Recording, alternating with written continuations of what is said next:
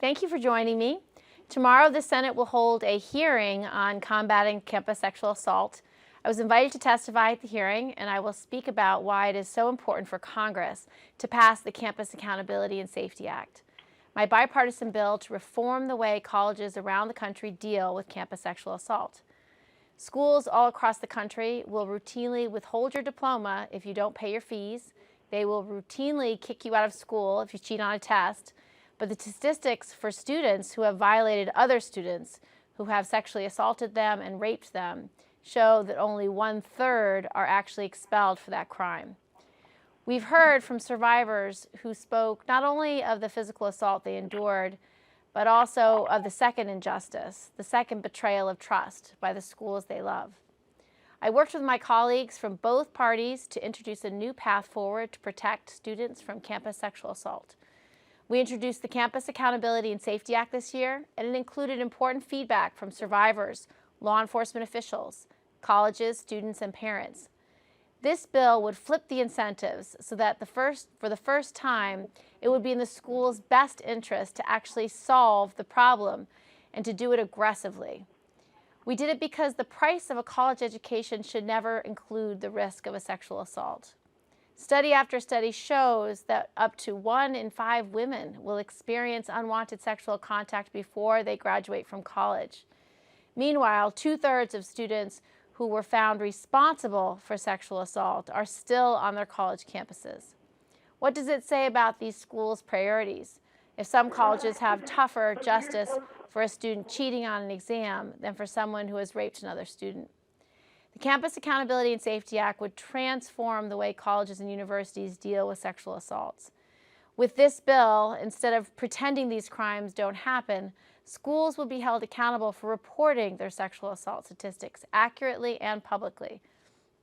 Every college and university in the country would give their students an anonymous, standardized survey to assess students' experiences with campus sexual violence. The results of this biennial survey would give students, parents, and campus administrators accurate data about what's happening on their campuses and how to better address potential problems. It'll also tell us whether or not a school is reporting to the U.S. Department of Education and whether that report aligns with what students tell us through the survey. Another important tool is the confidential advisor. Every college will be required to train an official who will help their students understand their options after an assault. The school will be able to work with their students to make accommodations only schools can provide, like adjusting a class schedule or reassigning a dorm room. With this bill, instead of having campus security and local police debate jurisdiction after a sexual assault is reported, every college and university in the country would be required to have a plan in place with local law enforcement. This will end the confusion about who's responsible for what when these cases arise. And instead of a survivor feeling like she has to go public with the details of her rape just to capture her school's attention, with this bill, she would get a dignified path to justice without having to broadcast the details of the worst day of her life in public on the cover of the New York Times. I will be urging my colleagues to support this critically important bill. We have a responsibility to keep our young men and women safe on campus. Thank you, and I'm happy to answer your questions. Hi, Senator. Hi. Hi, it's Joe Mahoney from the Daily Star in Oneonta. Hi, Joe. Hi. Now, what are the penalties, or are there any built-in sanctions for failing to conform to the requirements of the Act if it is indeed an Act becomes law? Yes, so if you fail to actually meet your Title IX obligations, you can be fined up to 1% of your operating budget. We also increase the fines per each violation when you don't report the crimes as you're supposed to under current law. And how about for the individual educrats, for the administrators of the campuses, do they face any personal sanctions? No. The whole point is to flip the incentives for these schools, because right now too many schools just hide it under the rug. For example, when there was a survey asking schools, have you reported any sexual assaults in the last 5 years, 40% said they hadn't reported any, which doesn't mean there weren't any. It just means they don't have a reporting structure that's working. And so the reason why we think the survey is so powerful is you'll know right away if a school's reported no sexual assaults, but on the survey it says that there were 100 and let's say 10% reported and there's no record of them, well, you know there's a problem. So that's why the survey is going to be so important. And administrators will be held accountable by parents and students, because the reality is if a school's not safe, kids aren't going to go there. All righty. Do we have any other on-topic questions? Yeah, Senator, it's Cameron Joseph with the New York Daily News. It's kind of semi-on topic. Given the comments that Donald Trump's top advisor made about rape and marriage today, I know that you've talked about rape culture before. Mm-hmm. Can you address the comments that he made and what they mean for broader society and the bigger problems you've been talking about here? I think he's apologized for those comments, but the truth is he was wrong. Rape is rape, and it can happen in a marriage, it can happen in a relationship, it can happen in all circumstances. So he just is fundamentally wrong. Rape is when you have sex with someone who does not consent to you having sex with them. Any other on-topic questions? Hi, my name is Brandon from the Legislative Gazette. Hi. So I was wondering, does this legislation change at all how the school will pursue a potential assailant? Yes, so it creates training requirements for the personnel who are going to be doing these adjudications. So right now, you talk to any survivor, you talk to any accused, and they will pretty much tell you it's a kangaroo court and they don't feel like they had a chance at justice on either end, because these schools just aren't well trained, they're not handling this well. There's also a lot of fear going to the criminal justice system in a lot of places, that they'll not be taken seriously, or they'll be laughed out of the police department. And so we try to get at that two ways. First, if a student decides to go an adjudication process on campus, because, for example, they need accommodations like a different schedule or a different dorm room, or they want the student expelled, the requirement now is that you have to train all the personnel under this bill who are going to do that. So now they'll have basic certification requirements by the Department of Education. So at least the process that takes place on a campus will be fair. The school mandates that both the accused and the accuser get the same rights. They have the same rights to someone present, same rights to advisors, same rights to notice. And so it's a more professionalized process.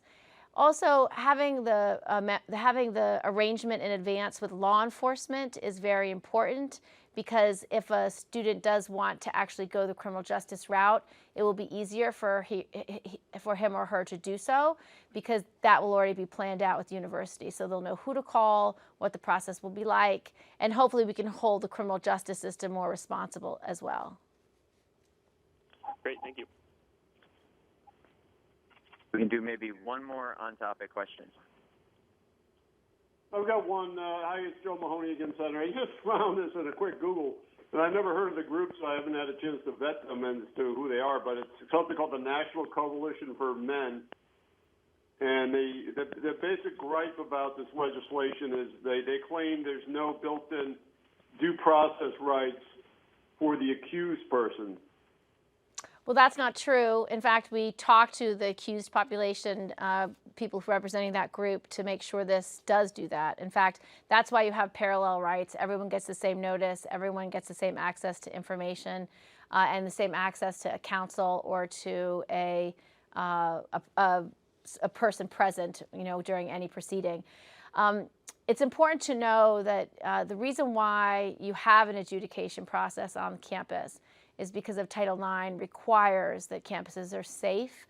And so a school needs a tool to get someone off campus if they're unsafe. So let's say you have allegations by 3 different survivors that they've been raped, and the same person is being accused. Now, if those survivors are unwilling to testify in a court of law, the case gets dropped, because a DA can't prosecute if you don't have a witness. So they won't move forward. But if the school has enough evidence and believes the testimony of these students and has an adjudication process, they at least have a basis to arguably get a serial rapist off their campus if those individuals aren't willing to go to a courtroom. So the worst punishment you can get is expulsion, which is the same punishment you can get for cheating or not paying your fees. It's not an issue of due process in terms of your rights, because you can't take away your liberty. That can only be done at a court of law. So that's why you have greater due process rights in a court of law. You also have greater standards of proof, because the penalty is you go to jail. It's a far severer penalty. We have about 3 minutes if there are one or two off-topic questions. So I have one. Hi, it's Joe Mahoney again. On these pipeline projects that are coming through upstate New York, or proposed for upstate New York, specifically through the area just west of the New York City watershed. I just wondered, Senator, do you have any concerns about these or these pipeline projects that are being reviewed by FERC going through a very rural greenfield? I have very serious concerns, and I've objected several times, demanding that FERC will listen to local residents and have more opportunity for review and debate. I have not been happy with FERC's approval process, and I think it causes grave concern for communities. And I think we have to be very aggressive advocates to demand higher accountability and more disclosure. We can do one more off-topic question. Hey, Senator, Tom Brune, Newsday here. Hi, Tom. How are you? Good. That's not my question, though. My That's real okay. question is, have you read the Iran agreement that Secretary of State Kerry and company have negotiated? Have you read it yet? Yes, I've read the whole agreement. I've read all the annexes. I've studied it. I've talked to several experts. I've talked to Secretary Moniz in detail about my questions, my technical questions. I've gone to security briefings, some top secret briefings as well. I have another briefing this week in the Armed Services Committee. So I'm really studying the legislation, and I'm studying the agreement, and I'm assessing risks, because there are risks with the agreement and there's risks without the agreement, and I'm trying to assess which creates graver risks for New York and our country and Israel. Okay. All right. So, but you haven't made up your mind yet. So. No, I want to talk to a few more experts. I'm meeting with another nuclear expert this week, and I want to go to the briefing in the Armed Services Committee as well. I've also been spending time with constituents. Obviously, a lot of constituents have many questions and many concerns, and so I'm spending time with them as well to really talk through all the implications of supporting the agreement or not supporting the agreement. Okay. That's all the time we have for today. Thank you all. Thank you. Thank you.